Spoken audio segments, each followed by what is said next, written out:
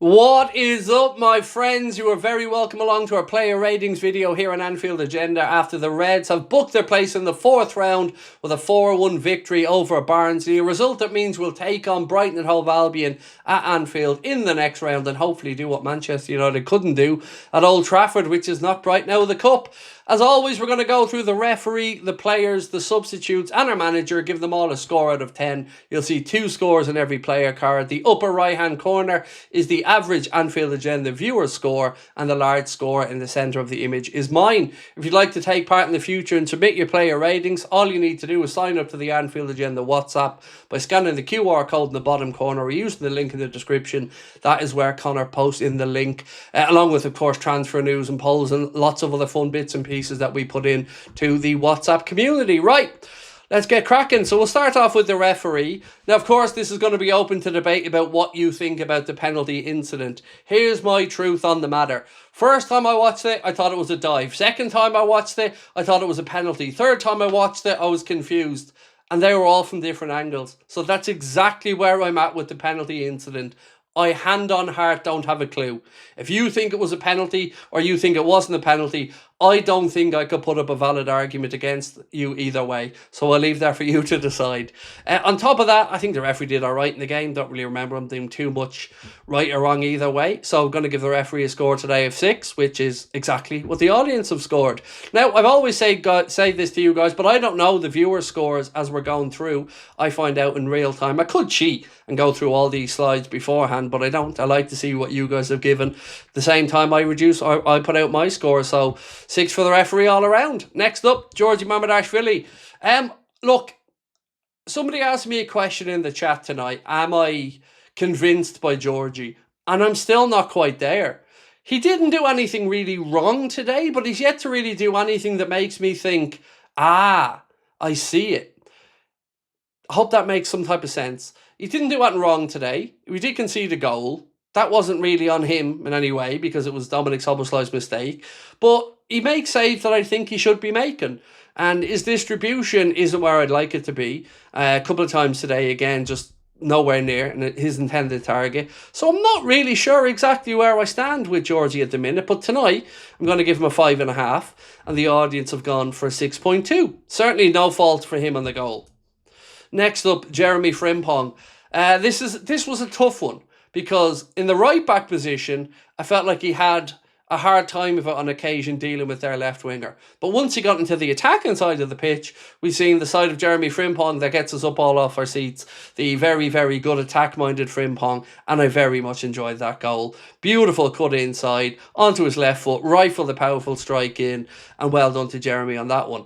So balancing the two of them out, this is what I've come up with. A 6.5 for Jeremy Frimpong, because there were parts of the defending side of it that I do think we're a little bit weak on, but in the other end, and I love the pace the kid has as well. So 6.5 for me and a 7.3 from the Anfield Agenda audience.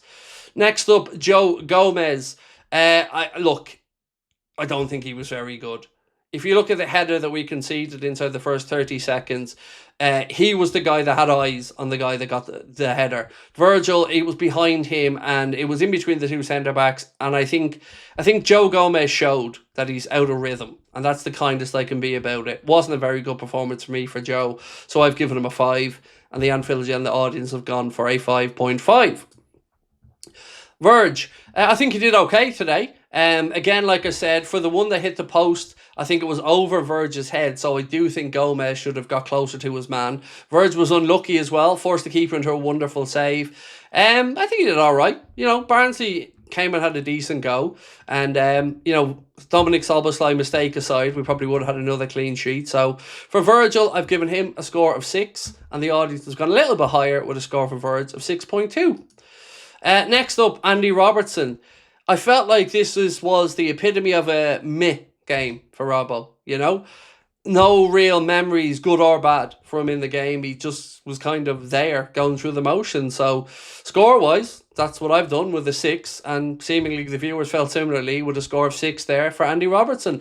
I'm sorry I couldn't be more in-depth and give you a bit more feedback on Robbo's performance, but when I was giving my scores to Connor over the phone, I even kind of just struggled to even think of many moments that he did anything either way in the game.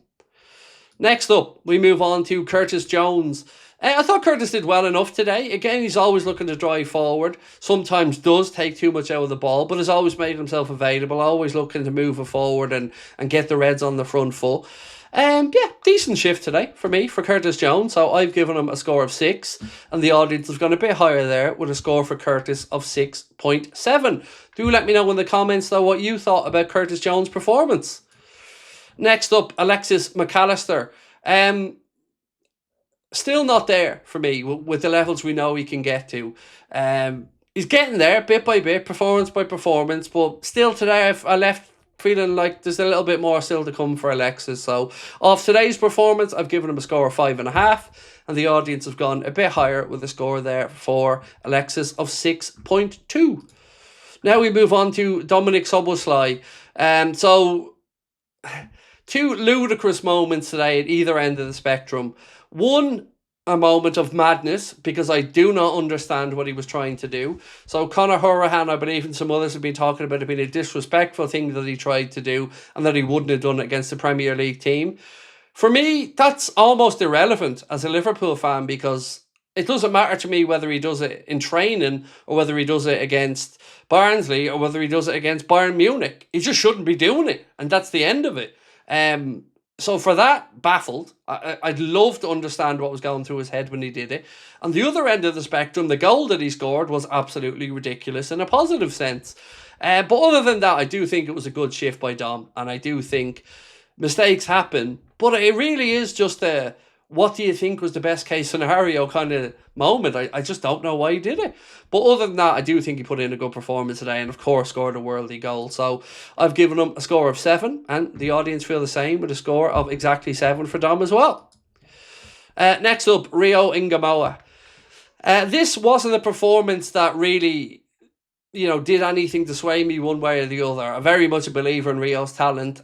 Good to hear that the manager feels that it is just cramp at the end of it and nothing more, because you don't want another player out with injury. I guess it depends on your expectations of the young man. So there were some people in the chat trying to write him off and call him trash.